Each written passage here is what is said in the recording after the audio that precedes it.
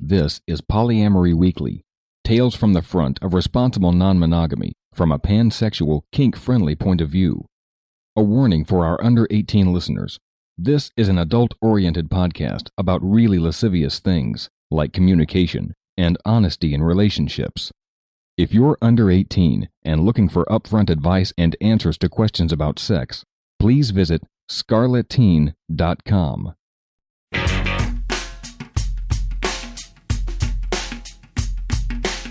This is Polyamory Weekly, episode 494 for November 17th, 2016. Coming up on today's show, Labeling Your Loves. That's coming up on today's show.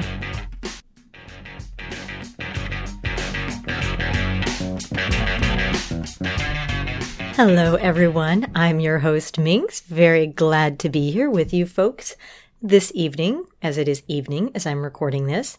And we have some really fun content and some feedback, all kinds of goodness in the show today. So I'm going to dive right in, skipping our host chat because don't really want to talk about what's going on in the world right now. Maybe I will come out of my funk eventually. But let's talk poly in the news, shall we?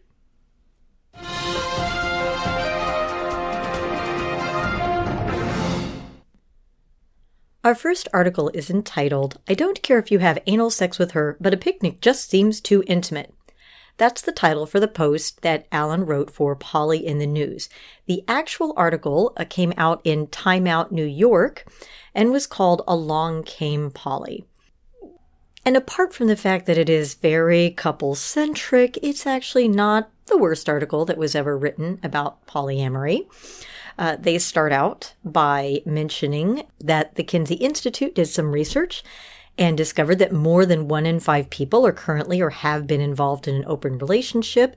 And a poll of OkCupid users noted that there was an uptick in interest about polyamory. In 2010, 42% of singles using OKC would consider dating somebody in an open relationship, and today that number is up to 50%. So polyamory is becoming more commonplace, which is nice. So in the article, the journalist, who is Matthew Love, basically interviews a couple of different couples. And yes, it's always couples plus more, like that's the only model for polyamory, but you got to start somewhere, I guess. And so, what he does is he categorizes each of the couples, the players. And he says, in his description, he says, both are unconcerned, it's his couple, and happy about how exciting their lives are in comparison to their contemporaries. One of them said, "My first girlfriend ended up just marrying a cop and having kids." And he said, "Hey, there's an article about me in Hustler." Okay. And then there's one called a couple that he calls the autodidacts, and quoting one from that couple, he said, "When we first opened up our relationship, there were tons of rules. Never with these guys, not in these situations, blah, blah, blah. Now it's like, let's trust one another's good judgment." And you guys know that I rail against rules all the time, and this is kind of why, right? Because you're going to get to a place where you trust each other anyway, so why not just start out there? And he's got another profile called The Latecomers, which is the source of the title quote, "I don't care if you have anal sex with her, but a picnic just seems too intimate." So, it's not the worst profile we've ever seen of poly.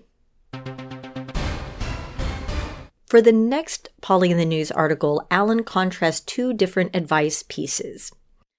The first one, which is not so great, is called "Dating Experts Explain Polyamory and Open Relationships." And his summation was, look, it's a well-meaning piece. They interviewed the right people, but you kind of get the feeling that, first of all, it's from the primary couple perspective, and you kind of feel like the author just really couldn't get over the fact that polyamory is just really weird. And I certainly read some things in the summary that made me cringe, like, rules and situations can change. "It seems boundless," said one polyamorous, "but there's so many more rules in non-monogamous relationships than in monogamous ones. There's only one rule in monogamous relationships." I don't know what kind of monogamous relationship she was in, but my monogamous relationships had plenty of rules, and my non-monogamous ones have very few. So I don't think that's representative at all. And then there's number 5 bit of advice. Prioritizing a primary partner is key. The problem with new relationship energy is that it can make a primary partner feel forgotten. Your long-term partner can feel hurt if you're taking your relationship for granted, they quote Dr. Eli Sheff. And it's emotional cheating that people want to protect themselves from. That was quoting Dan Savage. So the pro tip is demonstrate that they are your first priority. It's called primary partner for a reason. Okay, I just really cringe at this. Not that there is anything wrong that you demonstrate to your partner, your existing partner, that you still love and care about them and that relationship is important to you. But first priority, would you tell if you have one kid that is lacking in attention and acting out, would you say, well, make sure that kid knows that she's your first priority and the other kid, and she's more important to you than the other kids? No, more important isn't necessary. Important is necessary. More important isn't necessary. And comparing one partner with another is just rarely helpful. So that piece I gave a shrug and an eye roll to. But then there was another piece by the author of the Polyamorous Misanthrope blog called The 5 Unbreakable Rules That Make Polyamory Work. Now, you may roll your eyes at 5 indestructible rules, but listen to these rules. Number 1 is love, which she distinguishes from NRE, and which she clarifies that love is a verb. If you're sitting there feeling nice, that's cool, but get up off your ass and do stuff. That's where it's love. And this is where I would say things like, I was just thinking today that love is a verb. Love is something that is ongoing and constant. It's not, I make a vow once and then never tell you I love you ever again. No, you should always be showing affection. You should always be checking in. You should always be showing appreciation for your partners as time goes on. Okay, so that was rule number 1. Rule number 2 is be honest. Don't think many would disagree with that. Number 3, following that very quickly, is be kind, right? You can be honest and be kind. Number 4 is own your own shit. And you know that I am not going to argue with this rule. And then number 5 is have good boundaries. Notice there is nothing about rules in here. And she specifies boundaries are what are in your locus of control, your area of control. If you've ever done the 7 habits of highly effective people, then you know what they start out with is you talk about what is in your area of influence and then what is outside your area of influence. I can control what I do, think, and feel. I cannot control what other people do, think, and feel. Or apparently, who is elected in this country. So, the way she describes it, I love this very simple, mundane image. She says, look, here's an example of boundaries. You're at a fancy dinner. The hostess is passing around a dish of asparagus. You loathe asparagus to the very bottom of your being, and you do not want to eat any. Would you care for some asparagus? Asks the hostess. You reply, no, thank you. And you pass the dish on to the guest on your left. This is boundaries in a nutshell, she says. You didn't like something, you said no, and you passed on it. Good boundaries. Interestingly enough, good manners. It's amazing how often the two coincide. And I would add, too, that you also don't throw a fit and say, no one else can have asparagus, or no asparagus in my house, or how dare you ask me about asparagus. No, you just say, that's not for me, but it's okay for anyone else to have some. Really good article. Nice contrast indeed.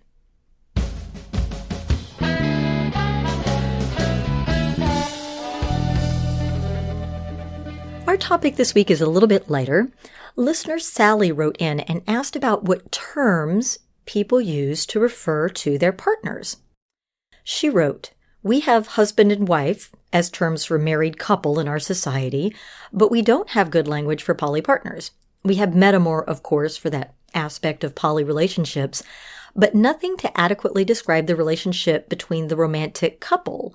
To me, boyfriend and girlfriend sound a bit juvenile and can be too light of a term to describe the depth of a serious relationship.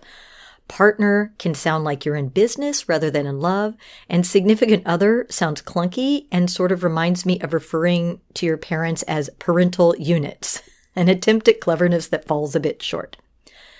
Heinlein, in A Time for Love, I believe that is supposed to be time enough for love, says that the plural of spouse is spice. We thought that was cute, but then I said, well, I want to be slutty spice.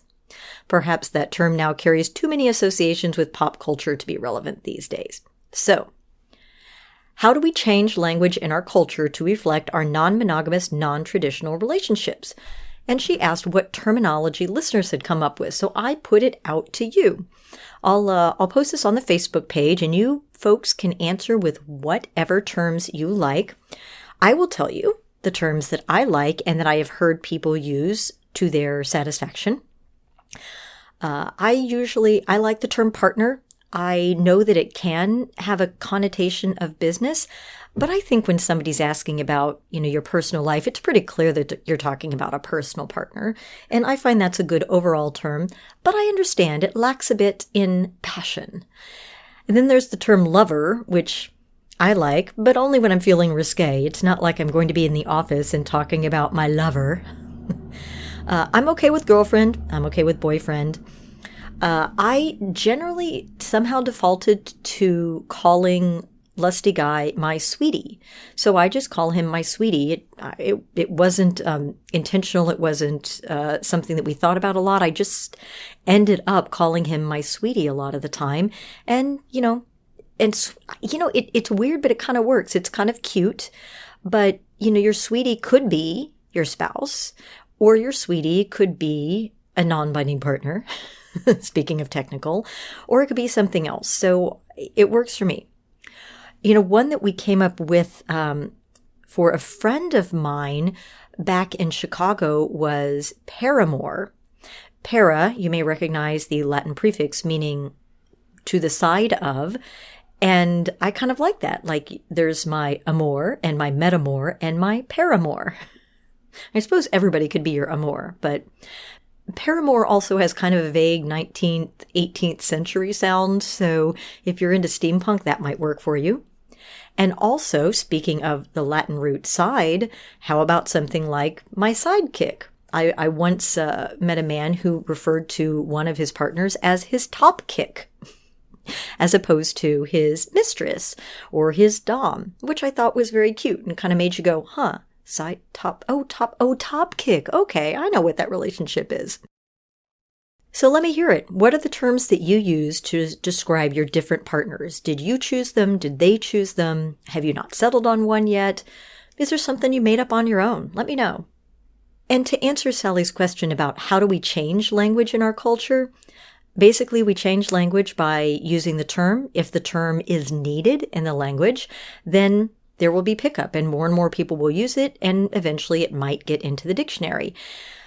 If you choose a term that is unique to you and you don't put it online and it doesn't really get that uptick, then that probably means it's not going to be adapted by the culture at large because there's not enough of a need for it, or there are other words that people are more comfortable using. So I guess that's my answer in a nutshell.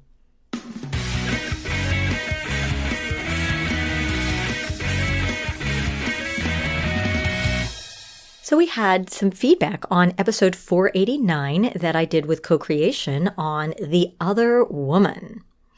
And this was from Doug, who said, a new woman in a relationship brings spark and joy and boatloads of energy into the guy, or I would add gal, and I've not personally seen that to be anything but beneficial to the existing partner. You and co have more experience, or at least talk to more poly folks, so you'd be the better judge. Certainly I know when I'm starting a new relationship, all that wonderful NRE is way too much to contain, and my existing partner gets a lot of it too. And if it's my partner who found someone new, the same thing applies. She seems even more into me than before, appreciating my various qualities more than previously. Maybe it's seeing your partner in a different light. Maybe you're getting a flashback to when you and your current partner were first in that NRE place yourselves. He says, I don't know, it just happens. And he adds, in my case, the sex is always better. Always. And he said, look, this is just a few thoughts on how to change, oh God, the other woman, into, oh, thank God, another woman. Well, I think that is a wonderful experience and a very common experience. Now, I know that that is not the case for absolutely everyone, especially if you're new to polyamory, or if you have some type of insecurity, or if you're dealing with other emotional issues, or perhaps some type of mental condition, like if you're dealing with a lot of depression, you may not be able to take this view, and that's okay. But I like that you can put it in this positive light, and that you are resisting the urge to compare the two partners, like to look at the new partner as someone new and shiny, and then your existing partner as, the same old shoe toy, the comfortable old shoe. Instead of doing a comparison, you actually kind of let them blend together. I think that's a fantabulous approach if you can do it. And a shout out to Sandra for her one-time donation. We are a free resource. We do help hundreds of thousands of people navigate their introduction to polyamory. Donations like that keep the podcast free for everybody, both inside and outside the community. That being said, if you'd like to contribute something from your mind, like a question or a comment or a critique, you can email polyweekly@gmail.com, call 802-505-POLY. If you'd like to book us to speak, just email lustyguy@polyweekly.com, and we'll do our very best to get you on the schedule. And of course, you can always find us on Facebook, Twitter, and a lot of other places at Polyweekly. And of course, you can find links to the articles that we mentioned, as well as a huge, nearly 500 episode archive of everything we have ever talked about at polyweekly.com. There's a search box in the upper right-hand corner. Try a few keywords, use it, and love it. Well, I think that about wraps it up for today's show. Thank you so much for listening, and remember, it's not all about the sex. It's about the NRE.